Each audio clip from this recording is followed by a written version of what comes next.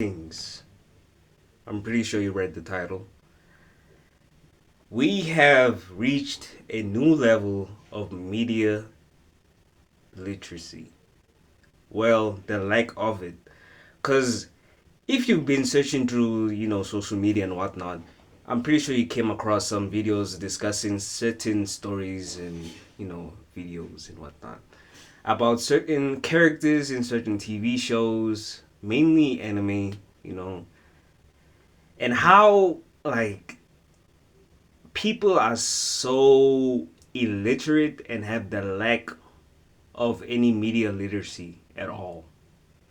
Because now we are painting this certain narrative and giving this disguise saying it's agenda or slander to certain media illiteracy. Yes, don't get me wrong, the slanders are justified. But there's sometimes you guys trying to push agendas that are not supposed to be pushed. Like saying that, how the hell are we still arguing that Gojo would have beaten Sukuna at all? Even though Gojo himself admitted in the manga saying that Sukuna would have beaten him because Sukuna was holding back and Gojo was going full throttle because he wanted to get the job done. He didn't care about even if Megami lived or survived because he was having a good fight fighting Sukuna because he finally stopped holding back during his fight. Damn, I should have said spoiler warning. Spoiler warning! Man, it's too late. My bad. But still, like, that angers me to a whole nother level. Because literally, Gege literally wrote the story that Gojo was supposed to die, but he was being rushed because of, Shonen Jump was trying to do like weekly episodes, and he was just doing the artwork, the storyboarding himself, and he had like poor health, so it was just like a mismatch disaster. But now, oh my god, please do not watch the final, chapters of Modulo if you have the chance to watch it. Please don't watch it for your own good. I think it's chapter 23? Yeah, 23. Don't watch chapter 23 because you'll be pissed off to a whole nother level if you watched chapter 23 and read it to its fullest and see the abysmal story take. But anyway, back to the media literacy. You've seen like characters saying that Gojo would have won against Sukuna. Goku is a bad dad. Like, that's the one that pisses me off to a whole nother level. Saying that Goku is a terrible father. Saying that I don't know. Like, Piccolo is a better dad to Gohan. Like, bro, Piccolo literally beat up kid Gohan. Like, he literally gave him bruises and made it, threw him to a forest to survive for 5 days. Yes, it was training, but still, Piccolo was training his enemy's kid to a crazy level. And yes, I think that Piccolo and Gohan have like a big brother and younger brother relationship rather than a father and son relationship because that makes the most sense. Because you being an older brother, you just do crazy things to your little brother. You like throw him over the bed, hit him with the finisher WWE style. That five knuckle shuffle John Cena. If you can see him, obviously you can see John Cena. The hell, yeah, and uh, there's another enemy. Oh, nah. I don't want to bring that up because that will bring like bad writing or plot holes that shouldn't be plot holes. But I understand. Then there comes to One Piece. One Piece, yes, it's like the new big head of agenda pushing and whatnot. But oh my god, the people there, some of them, don't get me wrong, some of them know how to read, but they don't know how to read. You get me? It's like they only read like the hype moments. I think that's the majority of people in the anime like fan base. They just want to see like the hype moments being amplified chapter after chapter after chapter. Then they'll see crazy fight scenes or fight panels and say that this, oh my god, this is peak writing, peak because of the fight scenes. Maybe they put like a bit of symbolisms into it. But in the end, it's just like me. It's alright. It's alright. Then people like overanalyze and shit, and shit. But I don't like it when people don't read it or they wanna push their own headcanons into a certain story and whatnot without thoroughly reading it, comprehending it, and digesting it so that they can actually literally understand what they read and actually comment a reply, a respectful reply. Because sometimes people are being disrespectful when they want to reply to a comment where somebody's literally asking because they are not sure what's going on. They're like, how how do you how does so and so character have his abilities? Can somebody explain? And then somebody's like, dumbass, you don't dumbass, you don't actually understand. Like, bro, why you being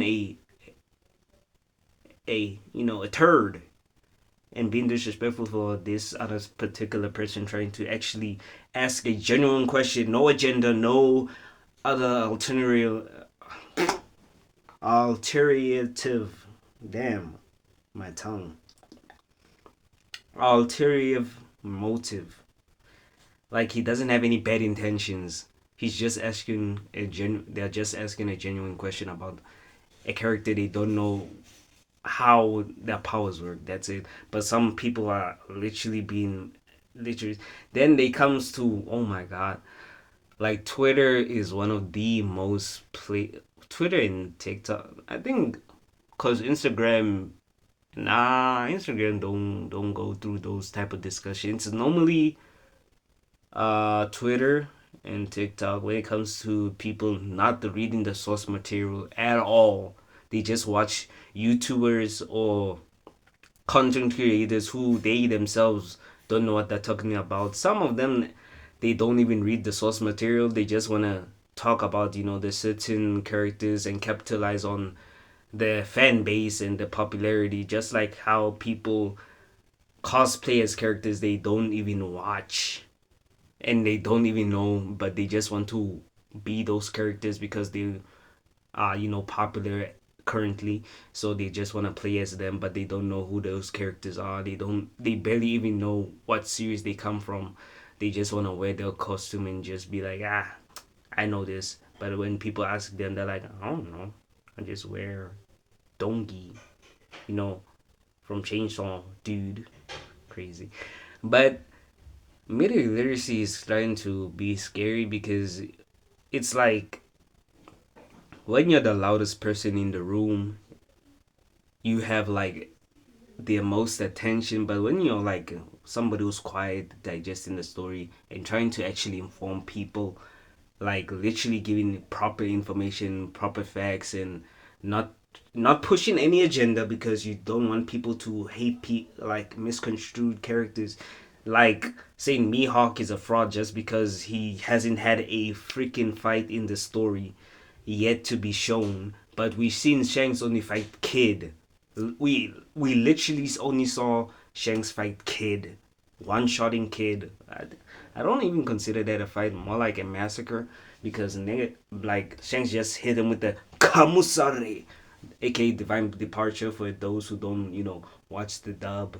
I mean watch the sub, like me. I just like saying Kamusare because it sounds like Kamusari. Just like how people say Yohei Tenkai instead of domain expansion and whatnot.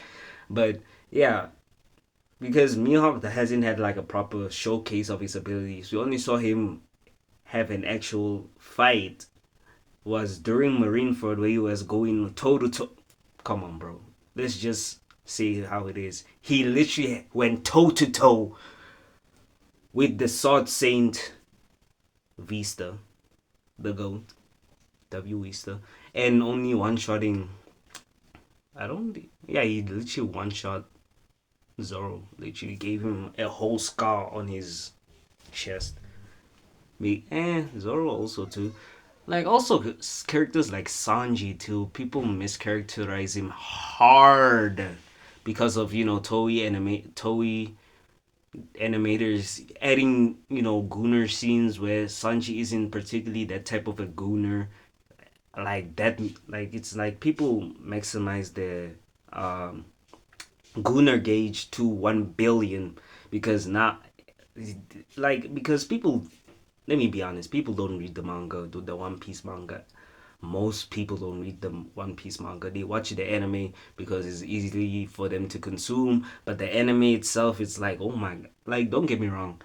I watched the 1,000 episodes up until Egghead. Then I skipped to the manga, and then I read the manga. Then I watch YouTubers explain what's going on if I don't understand, or I just want to see how the YouTuber's perspective on the chapter reveal and whatnot.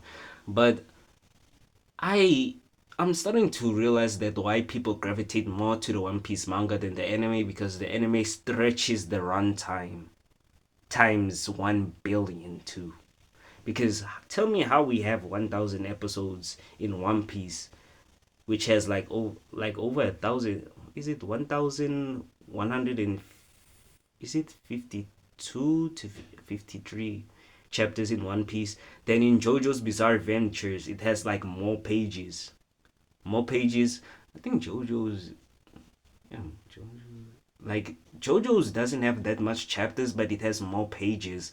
But the anime is being constructed like orderly. I think it's because uh One Piece was running like weekly, and it was trying to hold back from catching with the actual manga. Yeah, the anime was going through weekly episodes, and it was stretching out some, giving the manga some time. That's why we currently have like a break where One Piece is coming back on April. But still, the media literacy is literally a problem because people barely read the source material. They watch anime, YouTubers cover the story, or they just see a crazy throwaway panel, and then they just type like, oh, this certain character doesn't know how to do this, or this so and so character was saved by my guy. That's the point of a story. The plot is literally saving literally every single character there is. I don't see how the plot is not gonna save Luffy from dying in Alabasta 3 freaking times from Crocodile. I don't see how the plot is not gonna save so and so character. It doesn't save Luffy, Goku, Naruto, Ichigo, Tanjiro, Mob. Yeah, Mob was actually a dope plot. I ain't gonna lie. Not Mob. It's Mashal.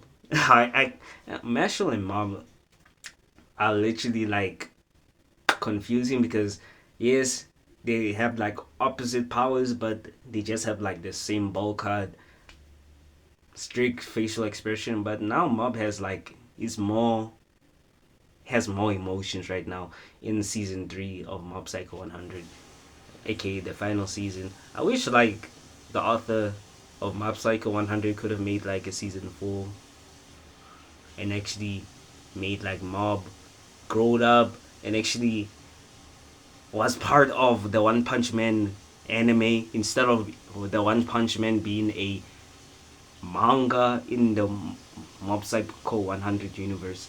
But anywho, but I think that's the problem. People don't read the source materials, or they read but they don't understand, and they just want to push their own agenda, which is, I ain't gonna lie, agenda is actually funny. Most of the time it's mostly funny, not gonna lie, because it's funny to say Mihawk paints his blade. Yes, even though I critiqued it, it's funny. The hockey knots of Shanks, it's a hit or a miss. It depends if you know how to actually write the joke of Shanks using the hockey knot, Roger's hockey knot, Rayleigh's, Gabon's hockey knots, and whatnot. But sometimes the slanders are justified, like how Odin literally was a bum. Harold was like so. This is spoilers as well. Harold was so naive. Oh my lord, so naive, so naive. And the power scaling in One Piece is also inconsistent, so sometimes the slender writes itself. Like the power scaling in One Piece is just like all over the place, so the slender is justified sometimes. But I think we need to do a better job in actually understanding the stories, characters, the plot. Let me restart. The stories, characters, plot, narrative, and the statements that are provided by the author and how the author presents them to the viewers and whatnot. Instead of just doing our own headcanons and disagreeing with the author if they made like a decision that's a bit controversial. But this is Matt Morale. Hope you guys can read the story, please. Peace.